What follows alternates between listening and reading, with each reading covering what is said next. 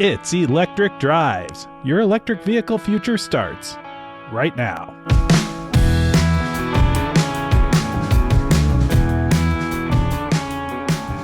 And welcome to the show. I'm Anthony Algmin, and I'm joined by my co-host, Bob Reese. It wasn't too long ago we started driving electric vehicles, and it wasn't easy to learn everything I needed to know to make the transition, and Bob was a key resource in making that possible. We created this show to make it easier for others looking to move to electric, and in a world of $5 and $6 gasoline, that's more and more people every day. Our goal with Electric Drives is to cover the basics, brought to you by real people with real jobs, real commutes, real road trips, and who are relying on real vehicles to get us to all of those. We're out there using electric vehicles in normal lives, and we'll share the wisdom we've gained from living with EVs every day.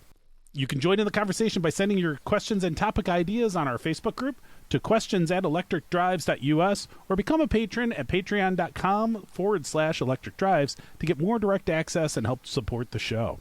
We're here to share and learn together and reduce the confusion we encounter when going from gasoline to electric vehicles. Bob, how you doing today? Oh, pretty good. Pretty good. Good. So today we are here. We're going to talk about some considerations for people's first electric vehicles. We know the people out there are probably in the market for electric cars. Some of them will already have them, but I'm sure many of them are starting to consider, hey, if I'm going to go down this path, what do I want? What should I be getting? And you know, how do I make all of this happen? And the first thing to make happen is buying an electric car. So, Bob, in your mind, what is the first thing that someone should be thinking about when it comes to purchasing that first electric vehicle? I think it's probably the same as any car purchase. You're trying to figure out costs and what price point you can absorb in your budget. It's true that they'll extend the price, the loans over 72 months or 80 months or something like that, but probably price is the first thing, and then you start looking at what kinds of cars are available in the price range, with the knowledge that a car that's relatively inexpensive is not going to have all the comforts, creature comforts, and technology, and even the quietness of a higher priced automobile. So when it comes to electric vehicles, I think the popular wisdom is that you're gonna pay a little bit more up front for the car because these batteries are really expensive. You're going to save a lot, like we talked about in previous shows, on the gas costs. It's a lot less to fill it up with electrons. But how much more are we really talking? Like, and are there truly cheap electric vehicles out there to purchase? Cheap is a relative term, maybe. GM and Nissan, with the Nissan Leaf, have come in at under $30,000 with some of their vehicles, and then it goes on up. You could buy a Hummer for $100,000, which is still part of the GM family, or you can buy. There's the new Nissan coming out that's going to be probably priced around $50,000, which is where everybody seems to be pricing electric vehicles these days. Yeah, it does seem like most of the electric vehicles that are coming out in like the most recent generation, because this last year has been an explosion of new models coming online, and it seems like the couple of trends that I've seen, SUVs, small SUVs, crossover types is like the body style du jour. So if you like that body style, you got a lot to choose from. If you don't, you have slimmer pickings.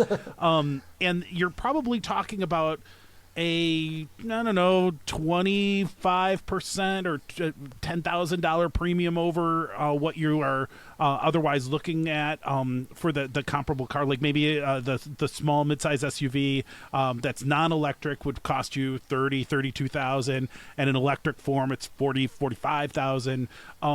But like to your point, there are affordable electric vehicles under $30,000 that are out there available new, and yes, there's certainly a used market that, while the used car market in general is very tight these days, there are still some older electric vehicles available that would be even cheaper than the ones that you can get new, though with the used car markets being what they are, it's probably and with an electric vehicle, it's kind of a double whammy, right? Because you have not only the normal wear and tear that you would typically have on a car, but you also have such a curve in this technology, and each successive year has so many more advancements from a hardware perspective, from a software perspective, from just the capabilities, all this advanced driving stuff that you're seeing in the cars these days.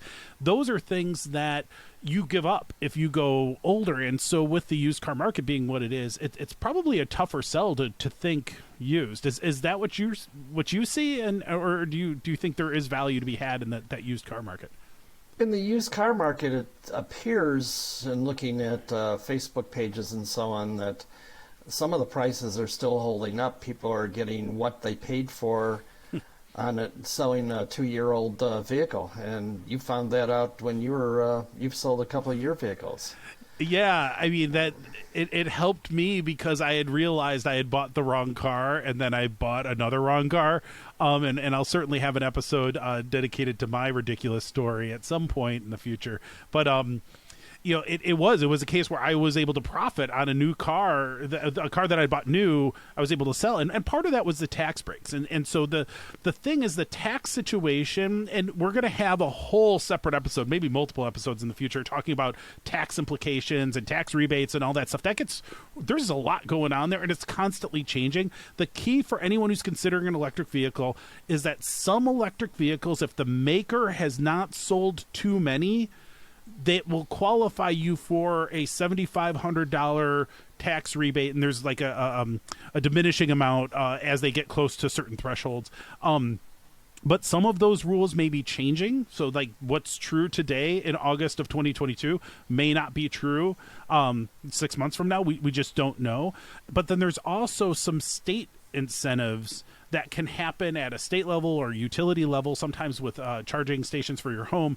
You'll have to look at your own individual situation, and this may be something too where if you are in the market for a used car and you have questions, that may be something that you could send to questions at electricdrives.us, and we could talk about specific use cases on the show, because otherwise you hear like this huge ramble of all this tax stuff, and then all of a sudden you're like, I have no idea what anybody just said. So we're going to try to help people with those questions as we can, but it's one of those situations where, top level, if you want a Tesla, you're getting no tax breaks in today's world, except maybe on the state side.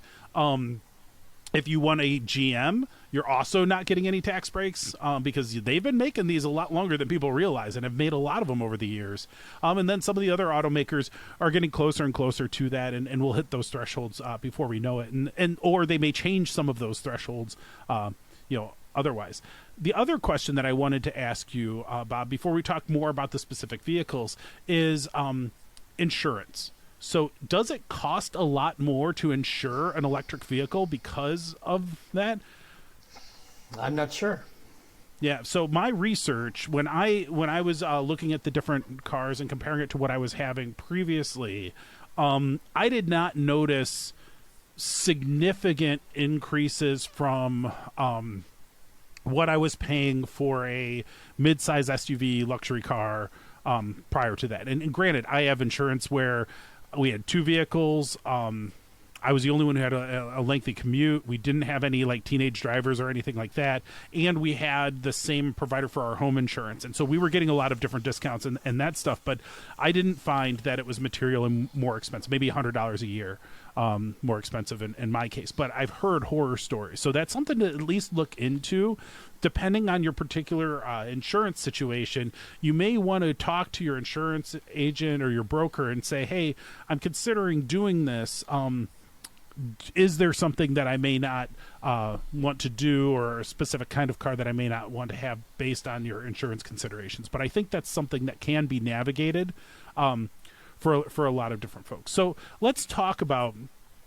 And I think along those lines also, you see that Tesla has is offering insurance because they're monitoring your car all the time. So they have the exact numbers on how you're driving the car, and so they can put you into certain rate classifications. And GM's starting to get into that game because it's through their OnStar types of monitoring situation.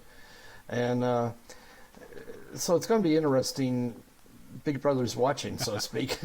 Well, and I mean, think about back in the day, the automakers all became loan agents, right? Like that, their finance divisions where a lot of their profits were being made, because that's where a lot of the profits get made is the financing for these automobiles and stuff. And now they have the technology to be able to do a very effective job managing that risk. And if you can manage that risk and make money doing it, why wouldn't you do that? That definitely, I mean, Tesla certainly is leading the pack on some of their innovations with that offering insurance, but I certainly would expect others to follow suit as well, especially as they catch up on the software side, because that's the one thing that Tesla's software and data enables them to do, is have this kind of level of information. And that's the thing that I think people sometimes don't realize is, like, yes, Tesla has been doing a lot of innovative things for a decade or so, but it's not just the fact that they've had time to evolve their software. It's that they've been capturing data for the last decade or so. And that's something that the other automakers just don't have. It is a competitive advantage for them because they've been collecting this stuff, and they're trying to make use of it. And so they may be able to offer things, especially in the immediate term, that some of these other automakers may struggle to be able to offer themselves. Yeah, because GM did that also, because remember EV1 was tied into OnStar very closely, so they were monitoring what was going on with the cars, how often they were being charged, what the distance was for the normal drives on them, and all that data. Mm-hmm. So people have been monitoring for a while that are well positioned for the growth in the future. Yeah, and you know, we don't want to be on the show like trying to tell you the specifics about each make or model or cars or whatever. There's a lot of resources out there to figure that out. But one of the things that we were kind of talking about before going to record the show was around just understanding the electric vehicle use case and what may make sense for you in terms of what is, I think, you know, before you think about even the style of the car, the body style of the car, before you think about the make and the even to some extent before you think about the price, I want to think about what are the considerations around range and what is your real need for what kind of fast charging, because there's fast charging that is relatively typical now, and then there's fast charging that is kind of Looney Tunes and how fast it goes, and all of those circumstances are going to have a cost associated with it. So you have to think about, like, it's not just like, do I want 500 miles range? Because there's a car out there that has 500 miles range, but it costs $150,000, right? And so, and you won't be able to get it forever. So that's the other piece that we want to talk about too, is that some of this is just it's a wish list, because some of these makers, while they have like the Ford F-150 Lightning, super cool fast truck, really seems to be a good truck by truck standards, not just electric truck but like truck, you've got a waiting list for like a year or two at least. And so if you want one, great, get on the list, but you're still driving something else for the next year or two. So that's another consideration, is that some of these waits are really lengthy because the demand kind of hockey sticked, and the automaker's ability to actually deliver units of these cars is just not there. This is not simple. This is not just stamp it out and take it out the door. These are complex machines that have a lot of things in them that traditional cars just didn't have. And so there are different manufacturing processes. There's different materials involved. Certainly the batteries are a difficult thing to solve for. So when you're thinking about, like, okay, I want this car, what does it also take? Like, what is your patience level? So that's something else you're going to have to think about, is like, okay, is this something that I just want to go and get right now? Because there's a way you can go and get it right now, but you're going to be paying over sticker for it. Or are you willing to wait? Are you willing to, compromise on certain things? And this has somewhat always been true of new and in-demand cars, but it's a function of factors. So that as you're looking at these cars, you start to narrow down a list of what you care about. realize, hey, there's also a time delay here. You may have to order it. A lot of these car makers are going, for their electric vehicles in particular, are trying to move away from that dealer-centric model where you go and you just pick up the one on the lot that you like and drive it home that day. You're not going to see that for probably, in some cases, forever. You're never going to see that for some makers and some vehicles because they're changing their business model. But for some, it's just a function of they're just not going to have inventory anytime soon. So things to keep in mind, broad things to keep in mind. Again, these are just things to get the questions going in your mind. We don't have the answers. Like, we can't go and say, you definitely should go get a Ford Mustang Mach-E. No, we don't know. Maybe we can talk through a particular situation and say, hey, here are the couple that you might want to try or go test drive or see. A lot of them are available for test drives. They just can't sell those demo vehicles because they're at least smart enough to realize that, hey, some people are going to want to drive these things. So, that'll be the one that they have on their lot is the demo only one. But Bob, from your perspective, right? So you're using these cars 1,000 miles a week, right? We titled the episode 1,000 miles a week in an EV. What's realistic range? What's realistic for somebody to be thinking about for, a commuting car or a road trip car or sometimes used car? Like what should people be thinking about in terms of range? Because you hear these numbers, 200 miles or 300 miles. Seems like everything's falling between the two. Some get a little bit over 300 miles. But what does that really mean to anyone in real life? It totally depends on your usage. A majority of people are only driving, what's the average, 25 miles a day or something like that. So you could get by with a car that only has 150 miles range or something. Mm-hmm. So you could get the bargain basement car. And another thing with some of the models is that the bigger the battery, it drives up the cost. So you get basically a stripped down car with a small battery, and that might suffice for most of your needs. Mm-hmm. And then if you have the common road trip.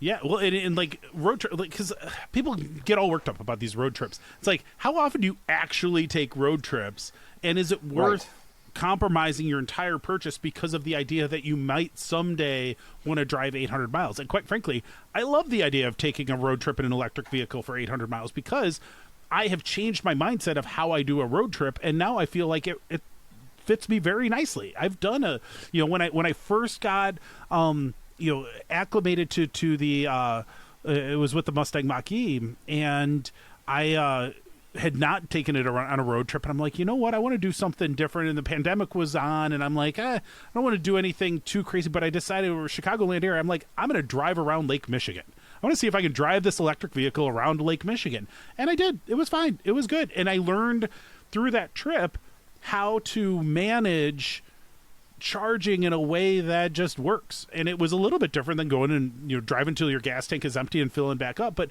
I found it pleasant. I found it nice. Like, it wasn't as grueling of a trip as it could be otherwise, and good, because the whole point was the drive, and it was delightful. And so it really is something that you have to think about. Okay, is this a car that I'm going to take on a road trip? How often am I going to do it? Do I like the idea of taking a road trip in an EV or not? And if not, then could I rent a car, get a Turo car? A Turo's an app for kind of like an Airbnb for cars. Like, you can borrow somebody's car that way. There's a lot of different options for that. But if it can get, I think the bare minimum is it has to support your daily life, your normal life. Yeah. If you're commuting or not, or if you're driving around town or not. Our next episode, we're going to talk about battery management, and that's going to be a whole nother thing that's going to kind of complement some of the conversation we're having now. But I do want to think about, for those kinds of drivers, is it okay? What is 200 miles range? Let's just say the car says it has a 200 mile range. What in reality does that mean? Basically, with 200-mile range, you can make it from Chicagoland area to the Quad Cities, Davenport, Moline, Mississippi area. And luckily, once you hit about 170 miles away from Chicago, you'll hit some charging stations there, some high DC fast chargers there. And if you're going to Nebraska or wherever, farther west, there's more plentiful chargers along those routes.